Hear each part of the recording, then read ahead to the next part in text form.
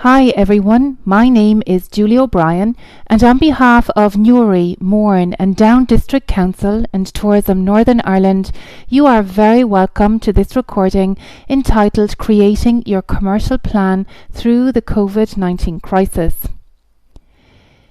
This recording is the last in a series of 4 recordings that have been designed to support your business through the COVID-19 crisis.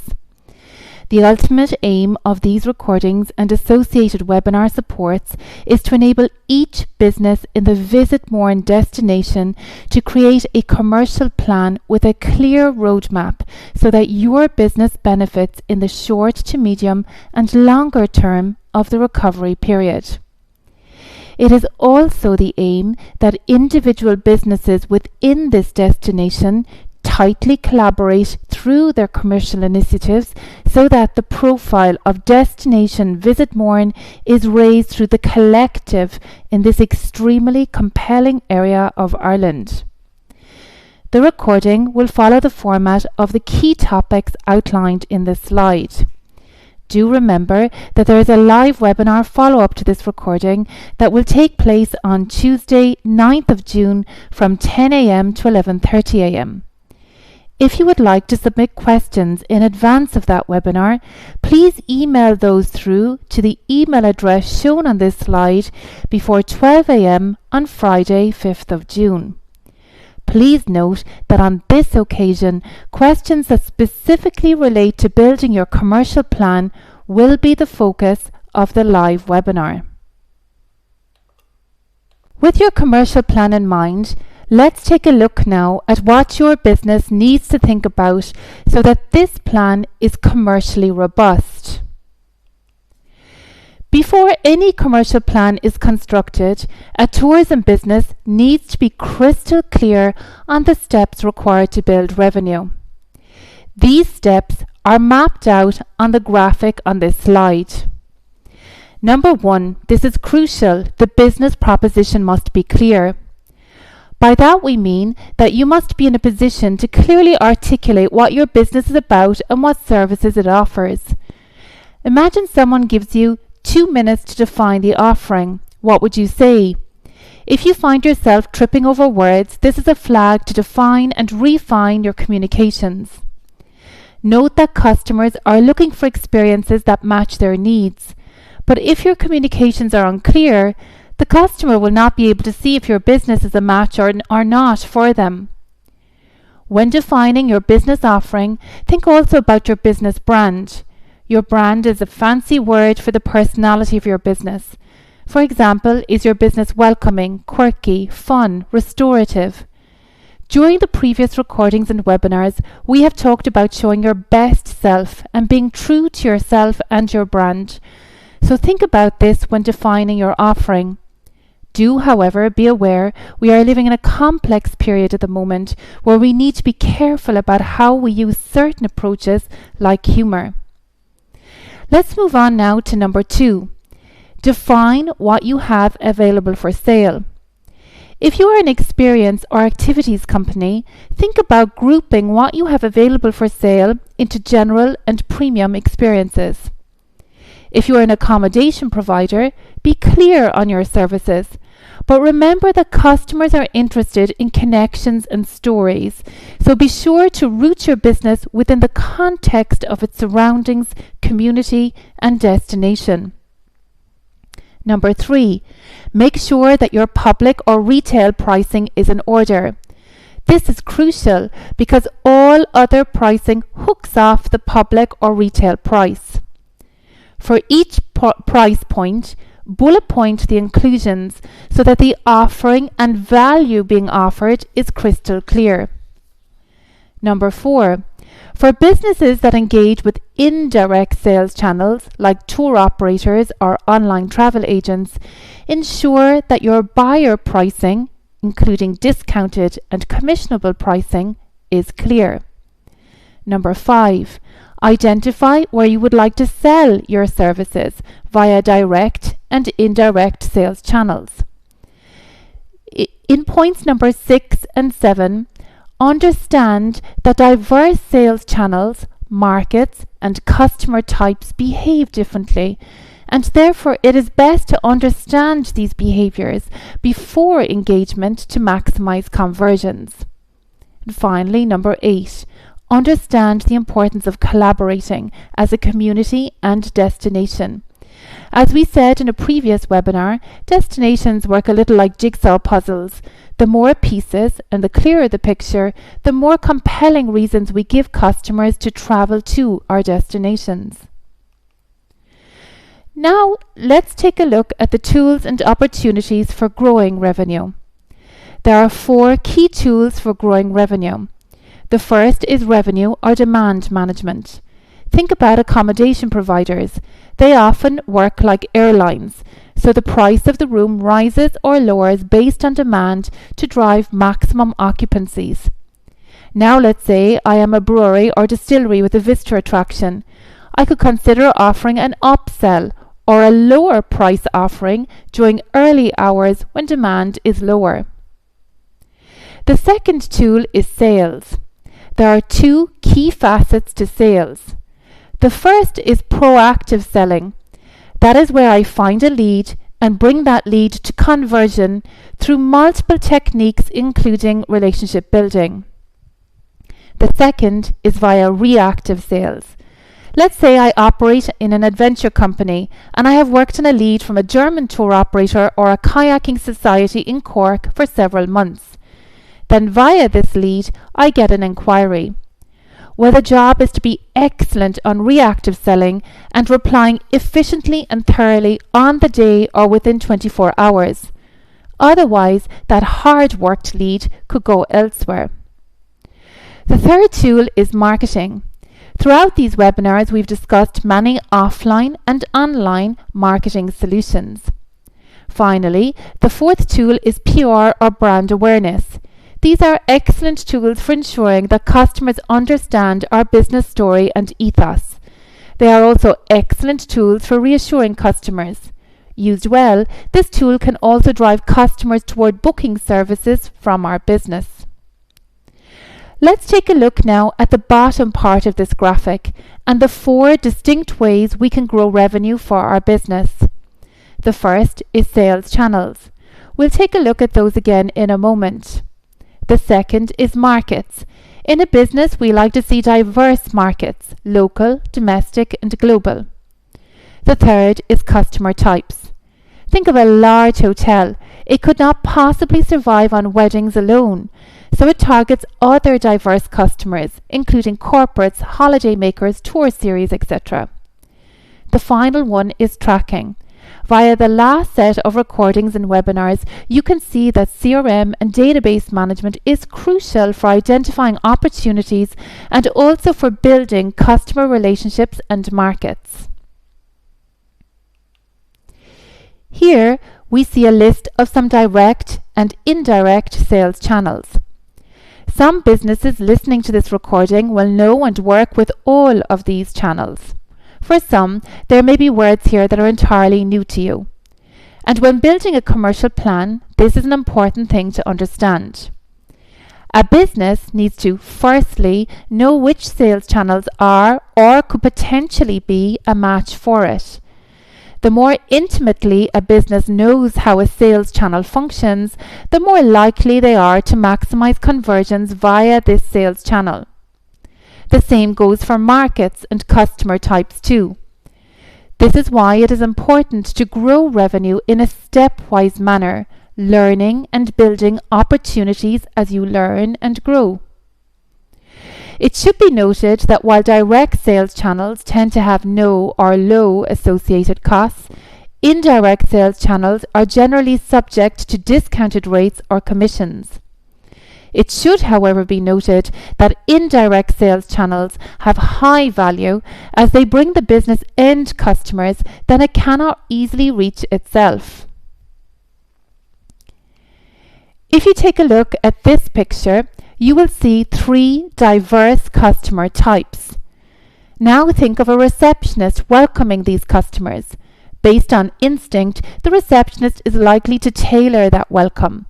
In this way, the holiday maker will receive a different welcome to the corporate, as each have different needs. This is how we need to think when engaging with our diverse sales channels and markets too. Here we see 3 indirect sales channels, and if you look at this graphic, you will see their diverse behaviors. For example, a tour operator tends to like an annual contract and net or discounted rates. An OTA, on the other hand, operates off rolling contracts and tends to prefer commissionable rates. The same goes for our social media platforms. How we behave on a B2C platform, a business to consumer platform like Facebook, is different to how we behave on a platform like LinkedIn that targets professional customers. When building our plan, we need to keep in mind all of the above so that the plan is targeted and achieves real results. Now let's reflect on the modules covered in this series and how they can impact your commercial plan. In the first module, we covered communications. The key learnings from this are outlined in the graphic on this slide.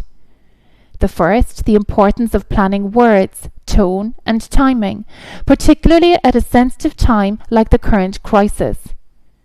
The importance of working out what we want to say, how we want to say it, for example via e-zine or video, and when we want to say it. How we can use communications to remain in the consciousness of customers so that we come to mind for their purchases at the time of recovery. Defining what stage our business is at. Is it a time to sell services online, go online for the first time, or use this time to raise the profile of our business via brand awareness and communications? We learned the do's and don'ts of communications. The do's including actively communicating and issuing positive and reassuring communications at this time. The don'ts including avoiding appearing opportunistic or employing hard sell techniques. Finally, we emphasize the importance of key messages that focus on people, experiences, nature, and reassurance, and the technique of showing rather than telling by, for example, using a well-chosen photograph or encouraging positive referrals from our community. The second module in this series covered digital, and there were some fantastic insights from Rachel there.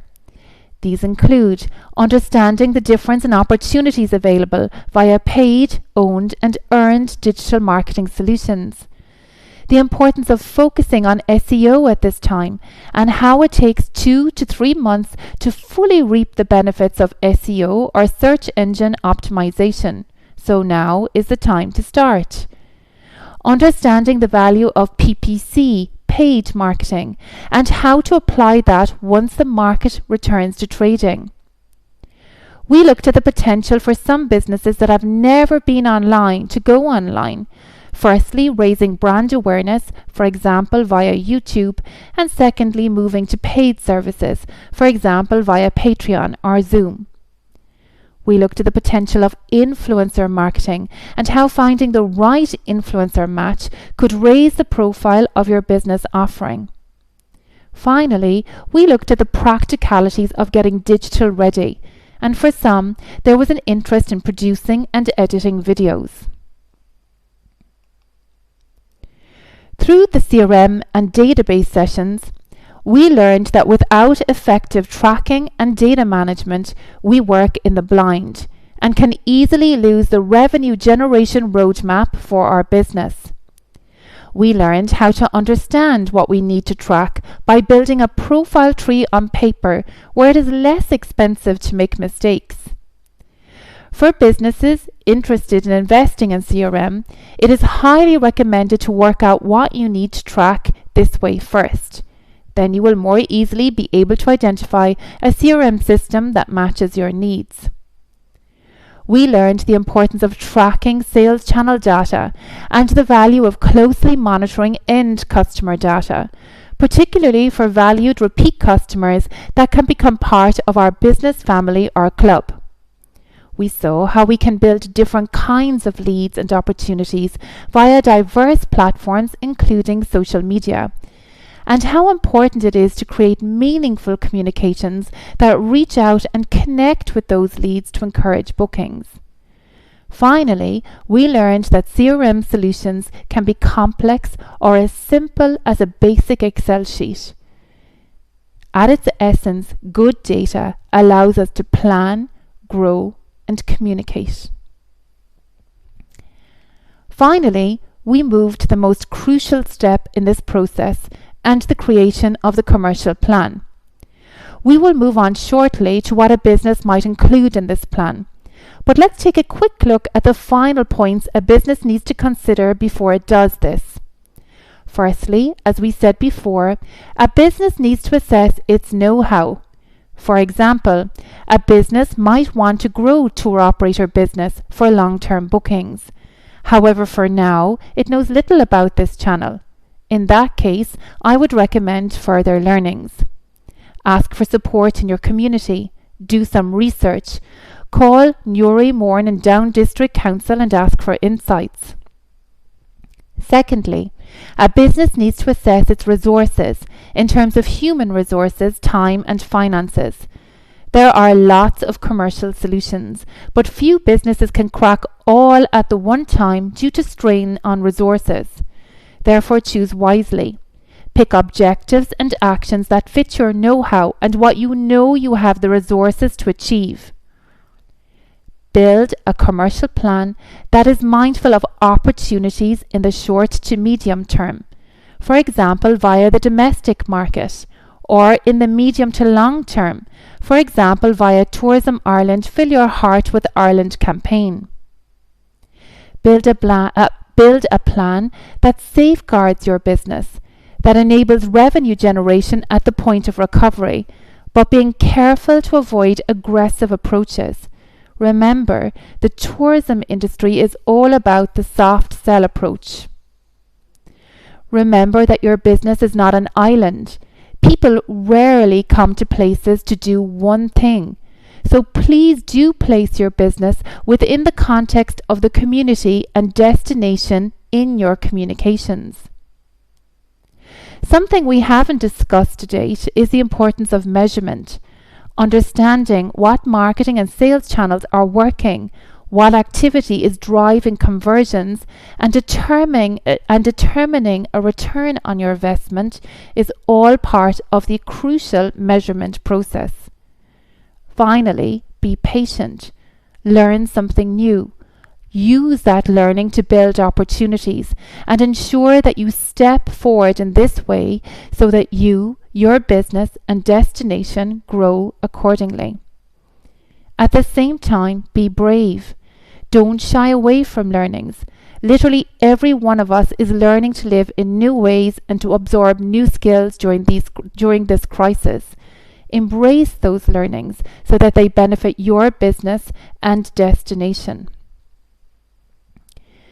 As we move now to the commercial plan, do remember the golden rule that for each strategic input, we can achieve the associated outcome.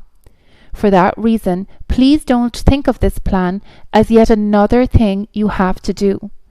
Use this plan to create real opportunities, knowing that if you input strategies that are well thought through, they will lead to the outcome that is revenue generation at the point of recovery. Having a measurement plan in place can really help give you a clear picture on what is happening and allow you to make decisions based on fact rather than anecdote or fiction. We all like to believe in our own instincts, and while that might be natural, in the business world we need to rely on facts. Using a measurement tool, for example like Google Analytics, will allow you to make informed decisions based on fact. Let's take the example of an accommodation provider who is spending a significant amount of money on digital marketing each month.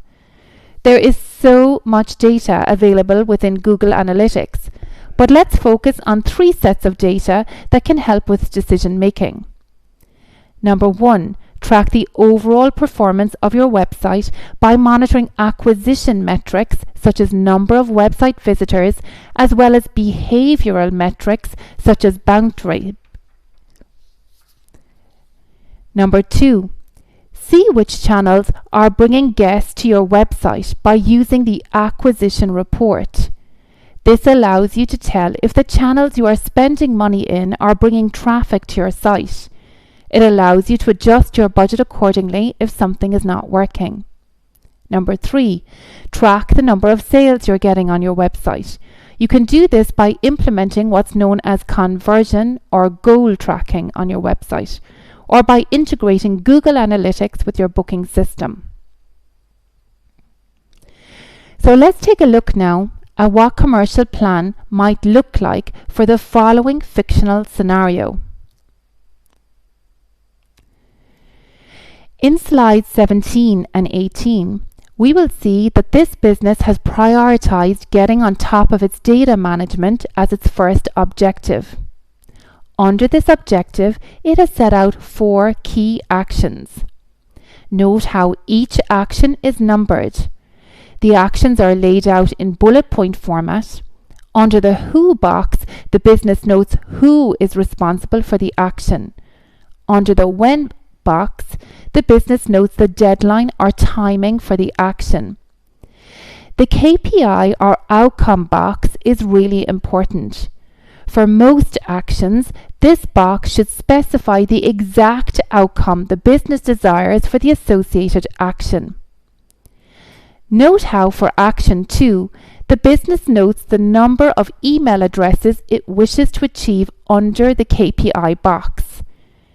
In action 3, download the leads available via my Facebook page, the KPI is notes a target of gathering 1,500 email addresses. Similarly, in action 4, gather customer data via subscription box on my website, it is noted that for every 1,000 visitors to your business website, the aim is to gather 1% of email addresses. The second objective is detailed on slides 19 and 20.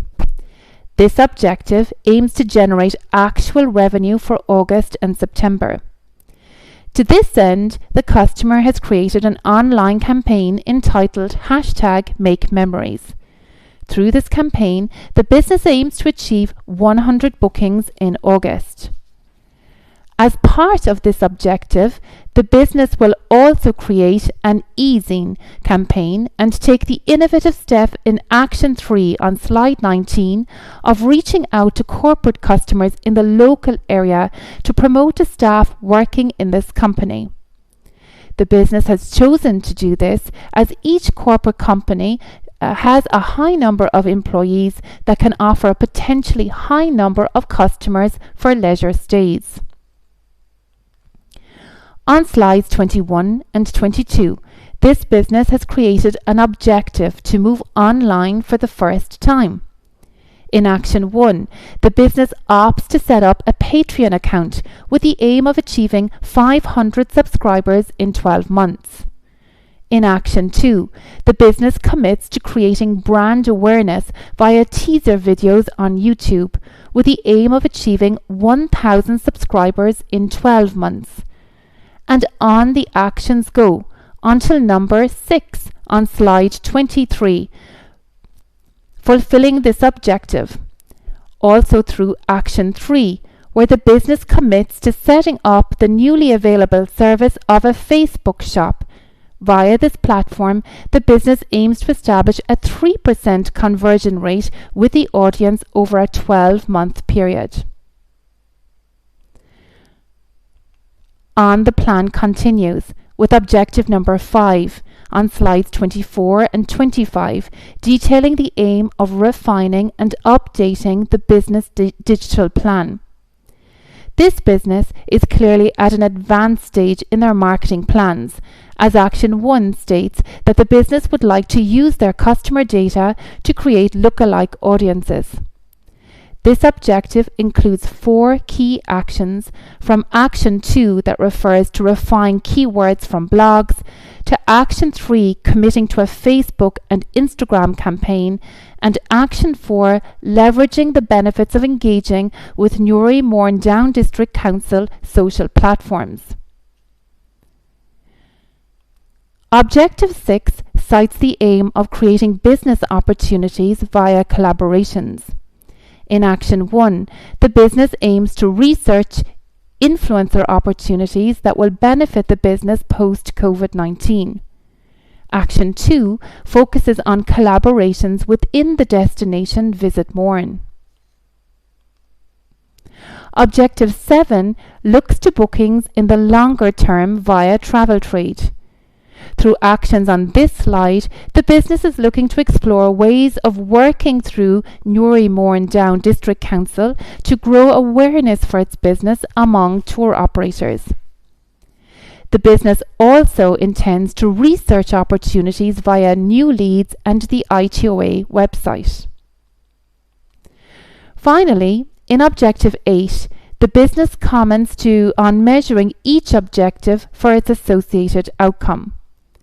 On this slide, you can see how the business intends to do this for digital platforms, including Google Analytics and social media insights from Facebook and Instagram. In several of the actions noted in the above slides, a tracker is added to measure outcomes. This is really important, as a business always needs to trust that every strategic input or action should lead to an associated outcome, which ultimately is revenue generation. If that is not happening, it means the input needs to be adjusted. On a final note, it is important to say that all objectives and associated actions need to be viewed within the context of the individual business and destination. The aim of these collective plans is to drive business to Visit Mourne. When visitors think of destinations, they rarely choose to book to a destination based on doing one thing. Instead, they are interested in multiple things.